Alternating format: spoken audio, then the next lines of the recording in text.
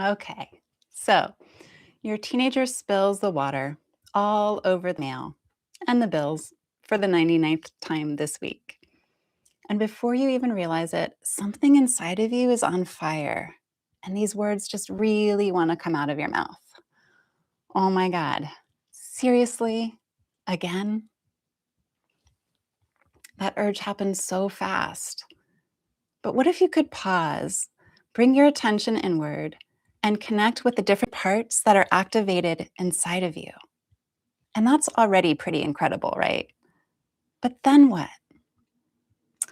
Welcome to Self-Led Parenting Live, where we slow down real parenting moments and explore how to stay connected to ourselves and to our kids, even when emotions run high, especially then.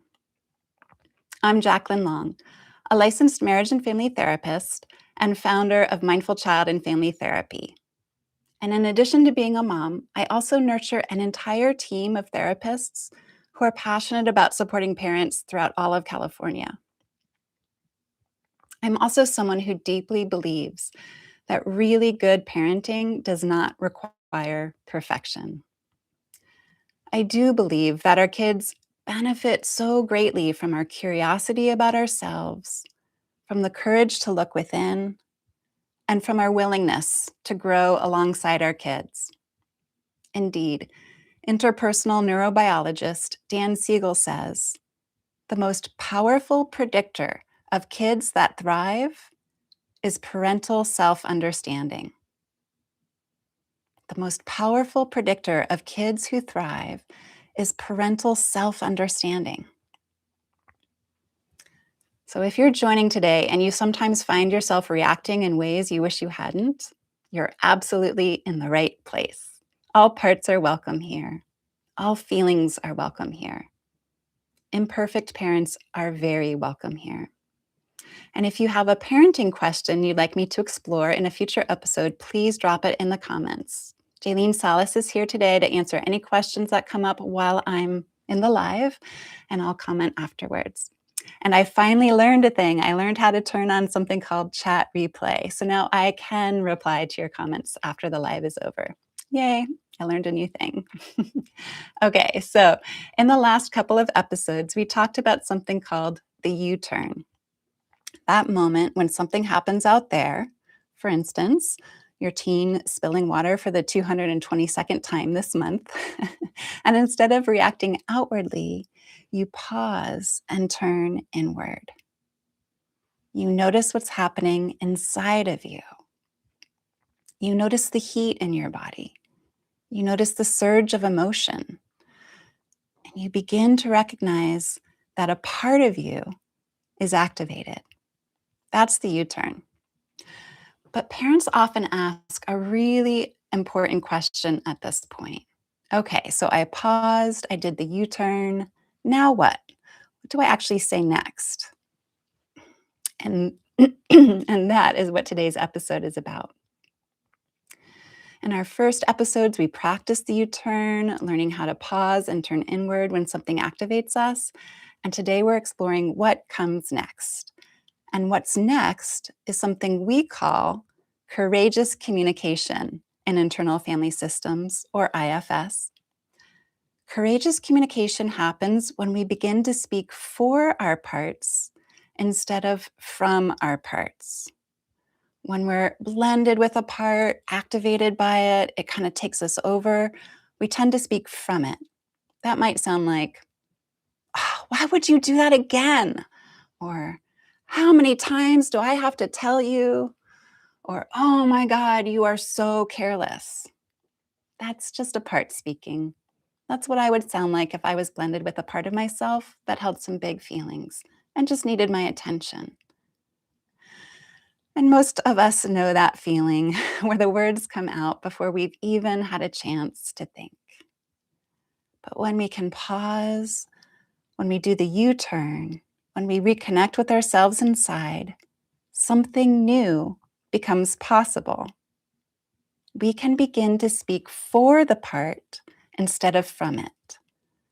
So instead of saying, oh my God, you're driving me crazy, all about you, we might say, I'm noticing that a part of me is feeling a bit frustrated right now. Hmm. That small shift might not sound very dramatic, my friends, but relationally, it changes everything. Because instead of blaming or shaming our child, we're letting them see something true about what's happening inside of us. And that kind of communication takes courage. It takes courage to reveal ourselves. It takes courage to say, a part of me feels worried, or a part of me feels overwhelmed. A part of me is really wanting things to work out the way I had planned.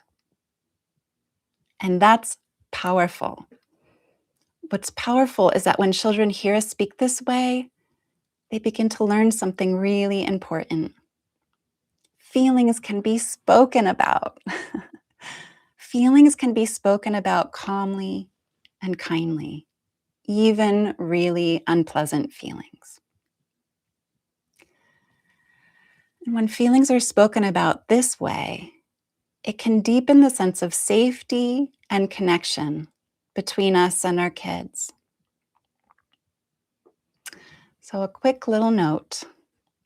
As I begin to embody the parenting parts inside of me to kind of bring them to life, you might notice we're returning to the very same moment from the first few weeks, that spilled water at the table. That's intentional because in parenting, one moment is often a hologram of the greater whole. And if we slow down enough, one moment in time can serve as an opportunity to reveal a lot about what's happening inside of us. We call that a trailhead in IFS. It marks the beginning of a trail, the beginning of a path, the beginning of a whole healing journey. I also want to take a moment to introduce two little characters you might know from the Inside Out movies. So, my little friends here, Anger and Disgust, who we could also refer to as shame or the inner critic in the parenting world. So I will be working with these two again today, just as I did last week, because it also helps to return to the same parts, not just the same moment, over and over again, to better understand them, to befriend them. So let's move into the embodiment phase here. So even before this moment with my child, I've spent some time with my therapist exploring the different parts of me inside. My therapist would invite me to go inside and explore my inner world. And she would encourage me to get in touch with the anger, the angry part. And now that I have a relationship with it, I would unblend from it and begin to notice it. And she might ask me, or he might ask me, how do I feel towards it? And I might say, yeah, I'm just feeling really judgmental about it. I just wish it weren't there. I just wish I didn't get so angry at my kid all the time. I just wish it wasn't the first thing to come up in my system. And if I said that, my therapist would help me realize that this was another part of me, the inner critic, or the shaming part, or the manager of the anger. We would find a name for it. I'll just call it the inner critic for today. And she would help me unblend from the inner critic. And now I have these two different parts of me, which is very common in our internal arena. In our internal life, we often have two parts that we call polarized. They're a little bit at war with each other. So she would encourage me to get to know each one individually. And she might ask me to take a moment and tune in and see which one needed my attention first. And I would consider that and say, I think this one, the anger, needs my attention first. And my therapist might encourage me to blend with it, to connect with it more fully, to look through its eyes and just speak from it, even embody it. So I might take its position And it might be really you energy, like, "Rah, you." So I'm just going to take a moment and embody it for you all to see.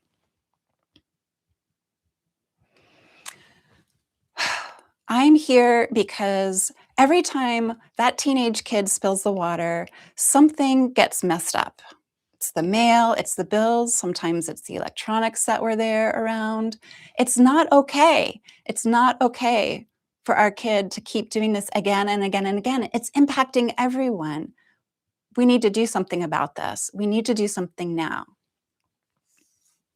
And my therapist would invite me to then unblend from this one, if possible, and then notice how I'm feeling towards it now. And if I'm feeling lots of compassion and curiosity about it, it makes sense it would be upset about having all of those things impacted. I might say something like, that makes a lot of sense. I really get why you'd be so upset. Could you tell me a little bit more about yourself? I'm feeling really curious about why you're here and what your good intentions are for my system.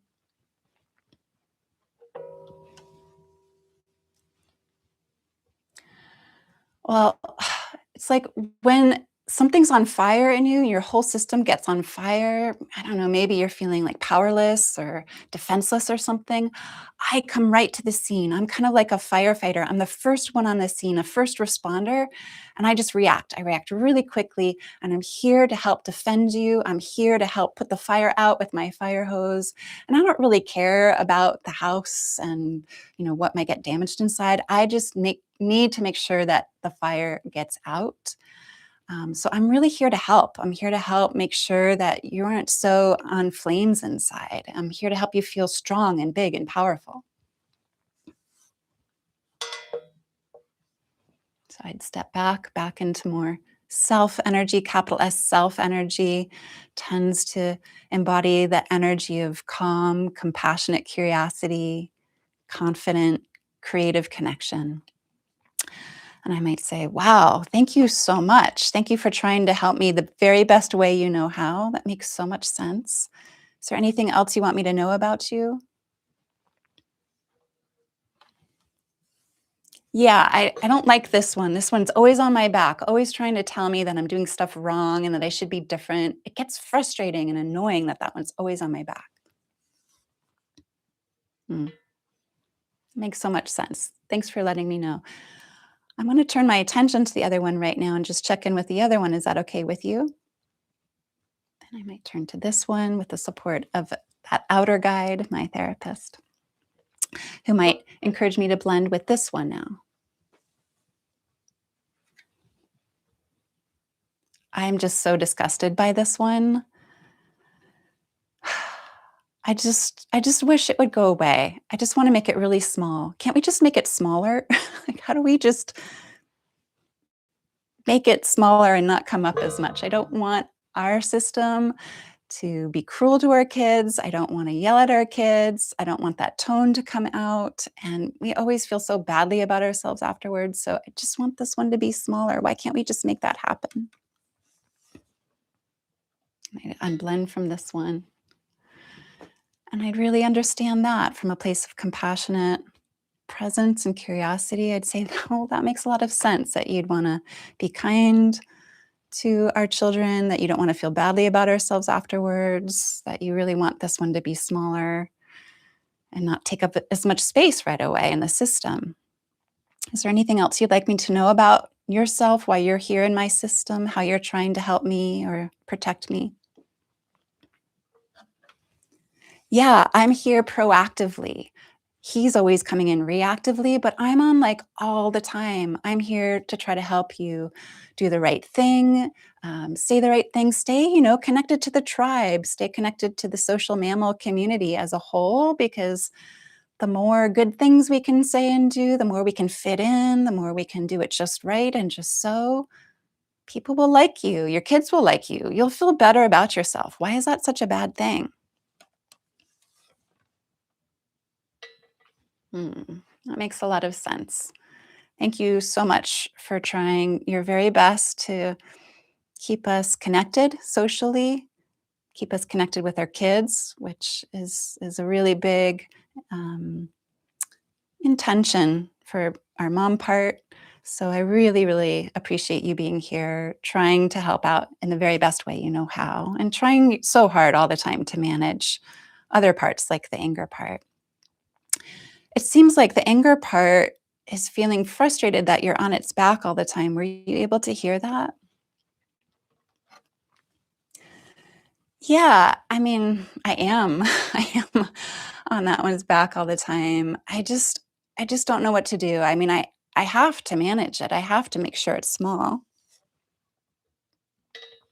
Yeah, well, what are you afraid would happen if you didn't manage the anger so intensely or in such an extreme way? What are you afraid would happen if you weren't here? Well, I'm just afraid that anger would have free reign and would upset the relationship that we've worked so hard to build with our teenager all these years. I don't want it to take free reign like that. You know, we always swore that we would never do that. Hmm, that makes sense. So while this one is trying to help make sure I don't feel powerless and defenseless, maybe like I did at certain moments, like we all have in our childhood, sounds like you're here to help make sure that we don't disrupt the relationships we've built. And that also connects back to early childhood where we made a promise to ourselves to not kind of spill out our anger onto our kids. Is that right? Yeah. Yeah, that's right. Okay.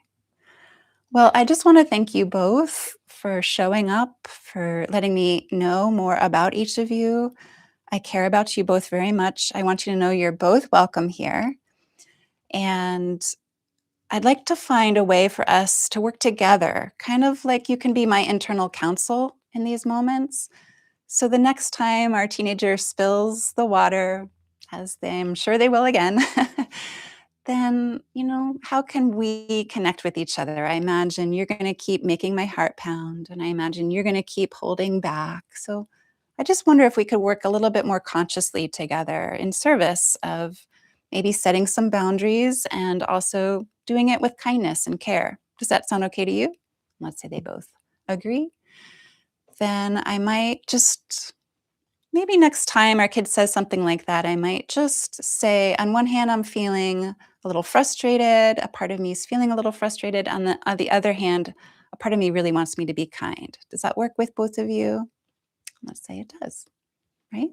So I go inside, I do this inner work, and I am now a little more prepared for the next time the teenager spills the water. And I'm more prepared because I've deepened relationship with both of these parts of me. I've taken time to be curious, to go inside and deepen the inner connections so I can start communicating about these parts. I can start speaking for them instead of from them. So the next time the teenager spills the water, I might say,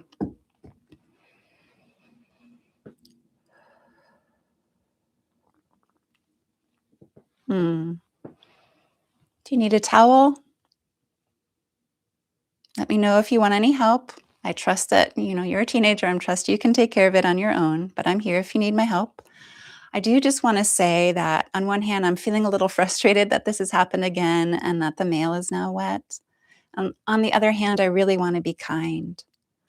I have a part of me that's frustrated and a part of me that wants to be kind.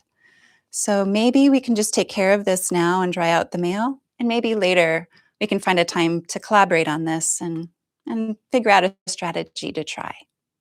How does that sound to you? So that's me being a little bit more self-led. I'm clearly in relationship with these different parts of me. I'm not trying to get rid of them. Disgust or shame or the inner critic would try to get rid of the anger, but I'm unblended enough from my inner critic that I'm not trying to get rid of it. I'm able to speak for it, for both of them, not from them. So that's an example of how this might work inside of us. And I just want to say that just as a fingerprint is unique, Our inner lives are also unique. So while the Inside Out movies did a wonderful thing by creating these characters for us to begin to name some of the things that happen in our inner life, we're all unique inside. So just to keep that in mind, that this is an overgeneralization, and how you might respond to the different parts of you is also very unique. So if you take a few things home with you from today's episode, here's what I hope you'll remember. First, the U-turn helps us pause and reconnect with ourselves. Second, inside every big reaction is usually a tender part of us that has a story, often a vulnerable and important story, often rooted in our own earlier experiences. Third, when we speak for these parts instead of from them, communication becomes more connected, more honest, less blaming, and thus more effective. And finally, in self-led parenting, we don't try to get rid of our parts. We simply begin to speak for them instead of from them. Self-led parenting isn't about eliminating parts. It's about relating to them.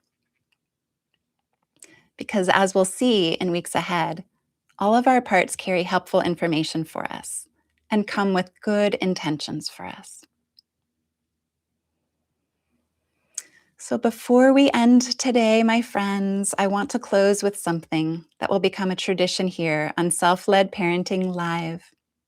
At the end of each episode, I read a short letter. These letters aren't meant to fix anything. They're meant to help us remember what it can feel like on the inside of these tender moments between us as parents and children and teens. Today's letter is written from the perspective of the parent whose teen keeps spilling the water. It's called Learning to Speak for My Parts, and you can find it on our blog at mcaft.com.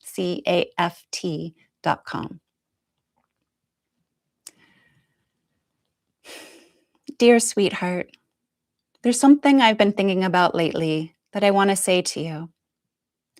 For a lot of years, when things happened, sometimes even small things, like a glass of water tipping over at the table, I reacted quickly. My voice would get sharp. My words would come out faster and louder than I intended. And I want to say something clearly. I'm sorry for the times my frustration landed on you. When I look back now, I can see that many of those reactions were coming from parts of me that were overwhelmed and in need of my attention. But at the time, I didn't know how to pause and check inside myself first. So instead of speaking for those parts, I often spoke from them. And the impact of that landed on you. I want to acknowledge something that matters to me. I know that you've had to carry the impact of my words and my tone during those moments, during all the years when I didn't always respond the way you deserved. And I'm really sorry for that. Lately, I've been doing some of my own inner work. I've been learning that when something activates me, causing my chest, my heart to beat loudly, I can pause for a moment and search inside myself before I speak. I can notice the part of me that's frustrated or worried or wanting everything to go a certain way. And instead of letting that part take over, I've learned that I can slow down and say something like, a part of me is feeling overwhelmed right now. It might sound like a small shift, but inside me, it's changed a lot for me. Because when I do that, I'm able to respond to you from a place that feels calmer, more connected, more compassionate towards both you and me. And that's the kind of parent I want to keep becoming. Not someone who never has frustrated parts, because all of us do. It's natural. It's human to be frustrated from time to time, but someone who knows how to listen to those parts inside of me first, so they don't spill out onto the people I love. My hope is that as you grow, you'll see that people like me can learn, that even us adults are still growing, and that feelings don't have to be thrown at someone in the heat of the moment. They can be spoken about honestly and calmly. If I can model that more and more over time, then something good will come from all the learning we're doing together.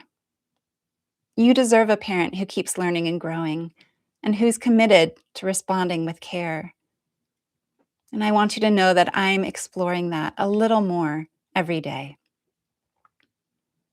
I'm open to hearing any thoughts about any of this, but no pressure. Only if and when it feels right to you to respond. Love, Mom.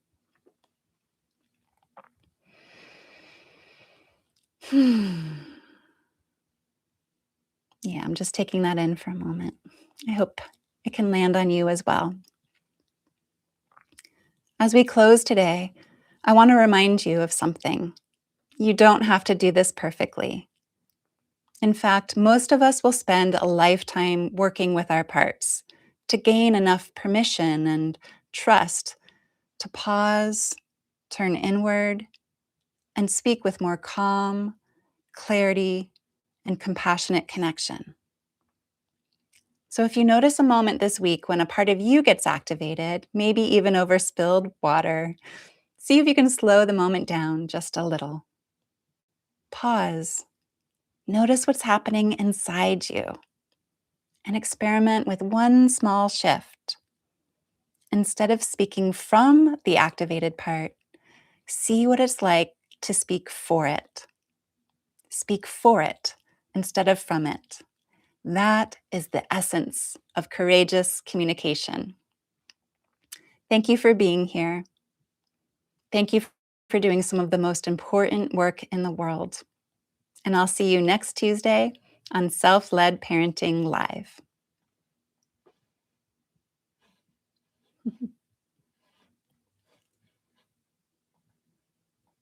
And I can't figure out how to stop it today. Let's see. Oh, there it is. Okay, bye-bye.